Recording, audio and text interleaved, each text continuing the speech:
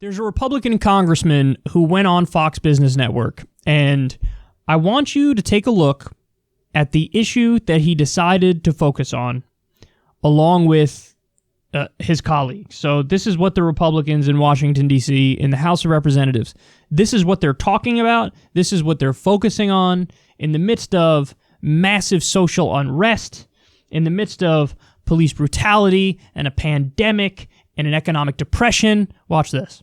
Welcome back. You're watching the Fox Business Network. A major geopolitical fight now escalating. The Trump administration now moving to expand a push to stop oil and fuel trade between Iran and Venezuela. Now possibly getting ready even more sanctions and more pressure, this time against dozens of companies who own and run those tankers. Let's welcome Republican Mark Green of Homeland Security. Great to have you on again, sir. This is ratcheting up. Your reaction? Yeah, I think anything we can do to put pressure on the Maduro regime is a good thing for the people of Venezuela. It's the fastest way for them to get to freedom, and that means the relationship with Iran and Venezuela that's now sort of blossomed through the past several months. If we can put pressure on the transfer of oil from Iran to Venezuela, it's a win-win. So what is the plan, though? What is the Trump administration plan? What is the Republicans' plan? Because 5 Iranian oil tankers arrived in Venezuela last week. Venezuela is facing severe fuel shortages, but they had no signs of any U.S. military interference to stop them. We've had General Jack Keane on saying we should have blockaded Venezuela. There are threats from the U.S. over the shipments, but nothing more than that right now. What's the plan? Well, it sounds like they're going to put sanctions on those tankers and try to stop from an economic standpoint, at least at this point. We've not been told in Congress that there are plans to use force or to use any kind of a blockade, but certainly we're open if the president comes to us with that proposal. Why? So should there be a blockade of Venezuela? Again, I think what we've got to do is put maximum pressure on Venezuela. So everything that we can do to put Maduro in a crisis so that we can get to the freedom, basically freedom for people and get him out of office is a good thing. So, yes. Okay, so you support that. So because we know that Washington has warned governments, seaports, and shippers and insurance they could face sanctions. We reported yesterday that Republicans are moving to release the new push for historic sanctions against Iran. It's like we live in a bad movie. I just said it. We have COVID-19, a pandemic that we haven't seen in our lifetimes. We have massive social unrest, just like the tumultuous 1960s and the civil rights movement. We have police brutality, which sparked that. And we have effectively an economic depression with real unemployment over 20%. And this is what the Republicans are focusing on in Washington, D.C. in the House of Representatives. This is what they're focusing on. So here's what's happening, to put it in perspective for everybody. Iran and Venezuela are both pariah states, and the United States has been cracking down on them.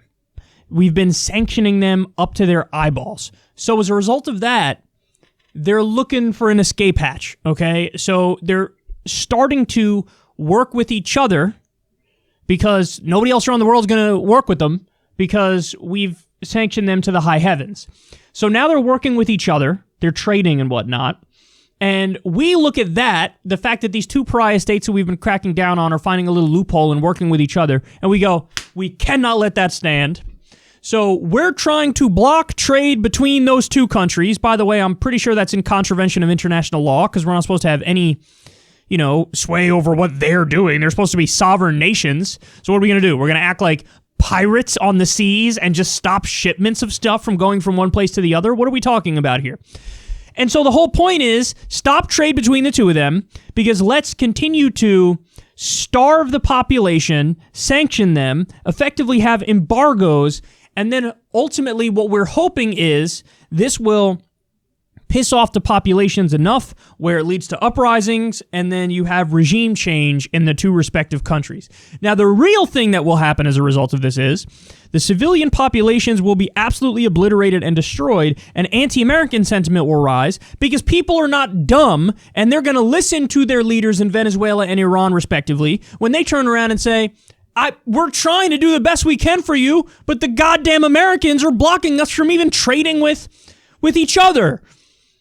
We're sanctioned up to our eyeballs. If you want to be mad at anybody, be mad at the Americans for sanctioning us. All they have to do is lift the sanctions, and the civilian population would be much better off. Much better off. So this is all, guys, this is all during what I just told you. COVID-19, social unrest, police brutality, and economic depression. They're wasting time and energy on this. By the way, putting aside the fact that we shouldn't be thinking about this, talking about this in any way, shape, or form, it's also wrong as such. The fact that the United States is acting like an international rogue and pirates on the seas and stopping trade between two sovereign countries, because what we want to do effectively, again, is regime change in these two countries. We want to topple the Iranian government. We want to topple the Venezuelan government. We want to have U.S. business-friendly governments in place. And that's higher on the list of the things they want to do than making sure you can pay your rent or your mortgage. We got 20 million Americans who just lost their health care. We already had 28 million that didn't have it. Now we have 20 more million on top of that just lost it because of the economic depression and because our system's a mess.